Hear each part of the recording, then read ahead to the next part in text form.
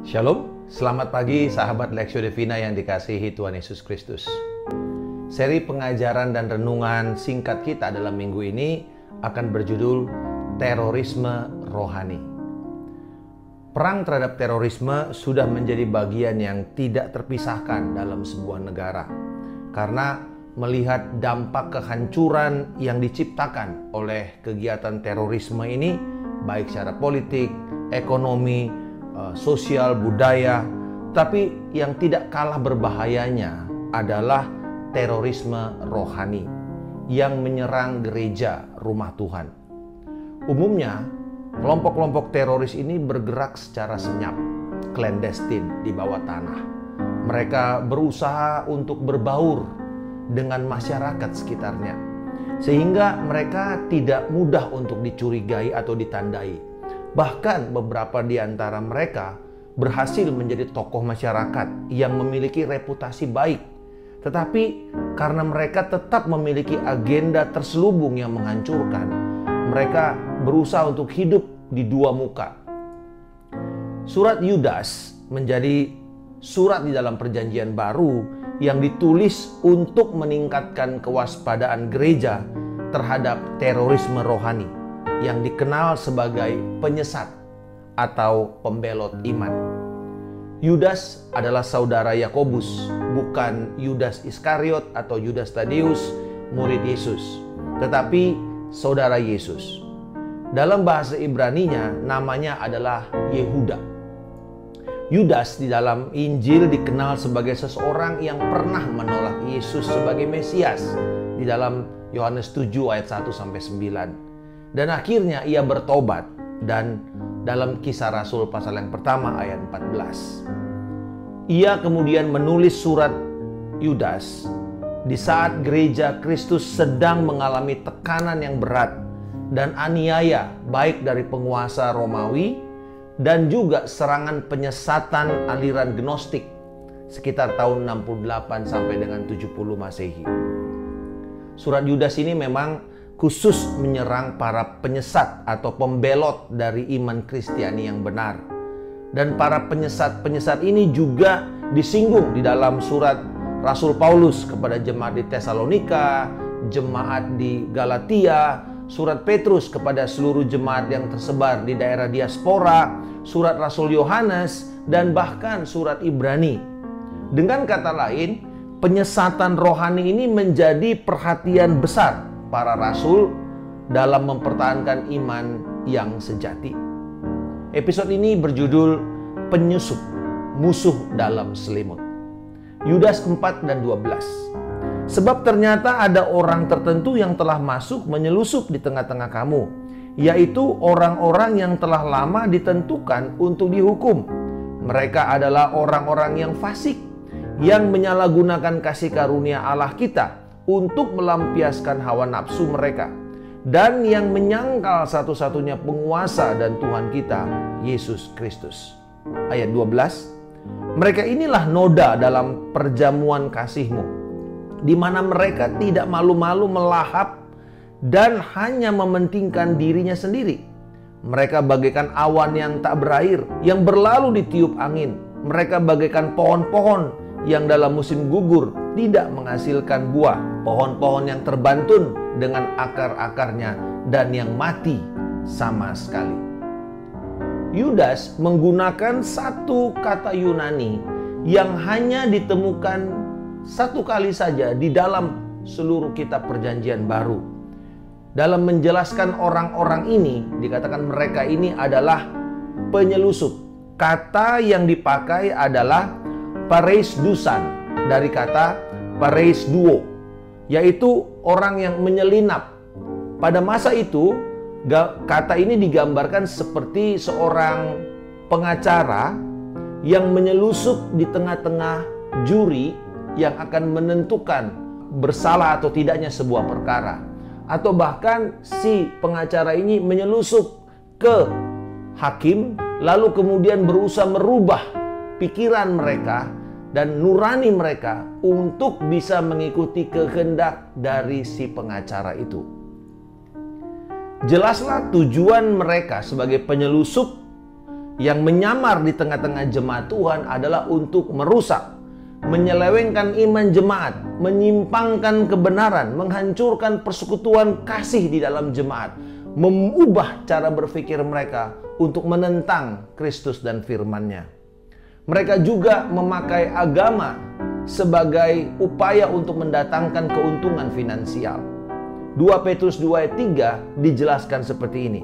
Dan karena serakahnya guru-guru palsu itu akan berusaha mencari untung dari kamu dengan cerita-cerita isapan jempol mereka.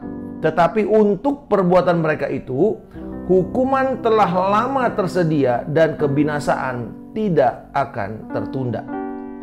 Hal ini juga diperingatkan oleh Yesus di dalam Matius 7 ayat 15. Waspadalah terhadap nabi-nabi palsu yang datang kepadamu dengan menyamar seperti domba, tetapi sesungguhnya mereka adalah serigala yang buas.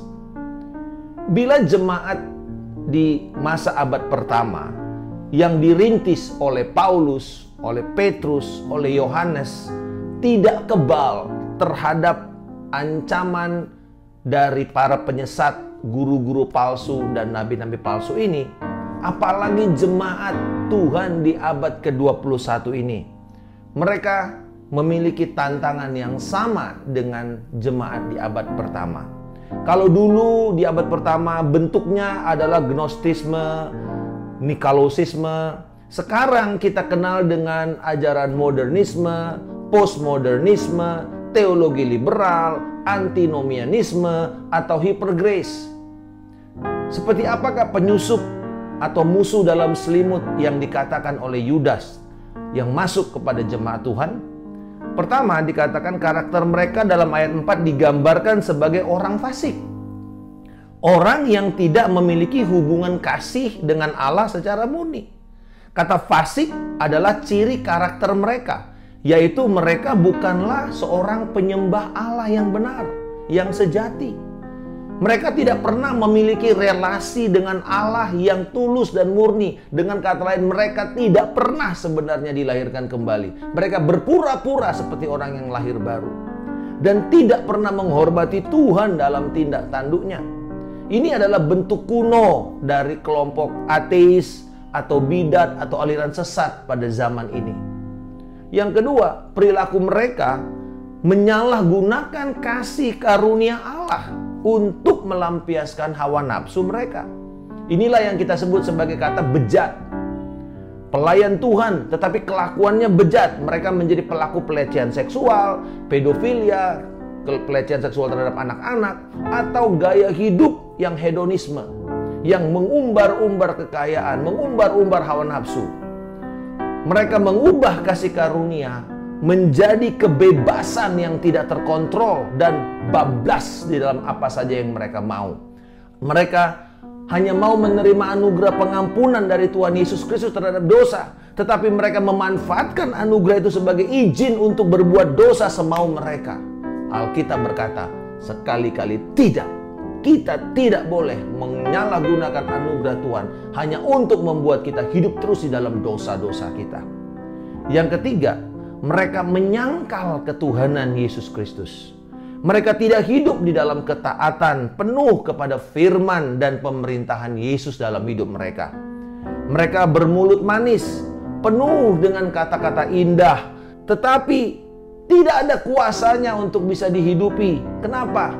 Karena mereka sendiri tidak pernah menghidupi firman itu. Ibarat awan yang tidak mengandung air, yang kemudian ditiup oleh angin dan berlalu demikian saja.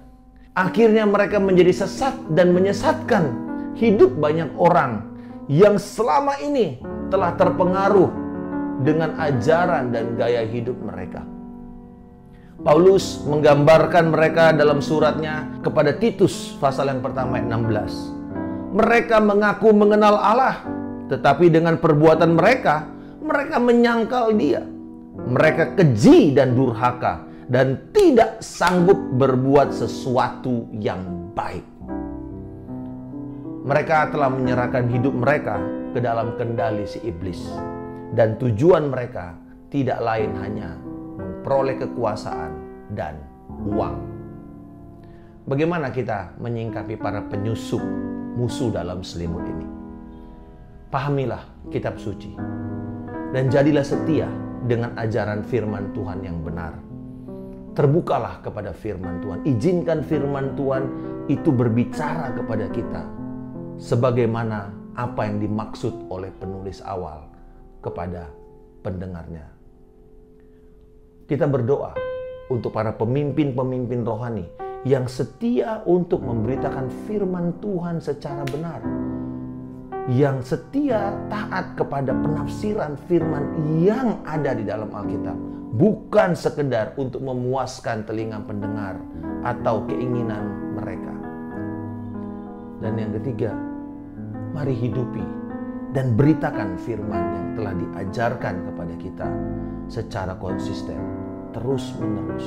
Beritakan firman, lawan setiap penyesatan, lawan setiap orang-orang yang sudah mulai dipengaruhi ini dengan firman Tuhan.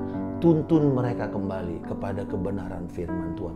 Buka firman Tuhan kepada mereka dan perlihatkan apa sebenarnya maksud firman Tuhan yang mereka tangkap salah itu, yang mereka sudah salah artikan itu, untuk kemudian kembali kepada makna yang sebenarnya. Kita perlu terus-menerus membangun, tetapi tetap waspada terhadap serangan musuh ini.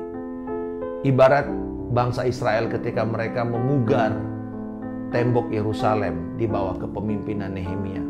Alkitab mencatat mereka memegang alat bangunan di satu tangannya dan di tangan lainnya memegang senjata. Dengan kata lain, mereka membangun sambil berjaga-jaga. Bapa di surga, terima kasih Engkau membuka mataku untuk mengenali para penyelusup di rumah Tuhan.